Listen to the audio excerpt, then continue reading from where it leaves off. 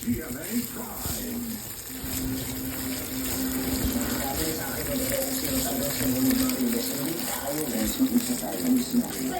Na kinontratan ng lungsod. Ito po yung karamihan sa mga naiwang basura ng mga remote processor. Karamihan mga pinagkainan, mga tayo, mga plastic bottle, meron din mga kutsara tinidor na plastic, tapos meron din kayo mga yung truck o halos apat na konteneradang basura.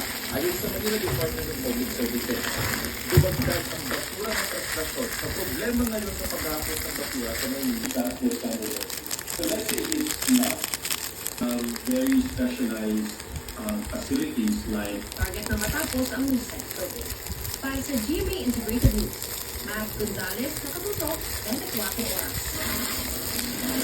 At tutukan, dapat may bago. Camille Villar, bagong boses, bagong bukas.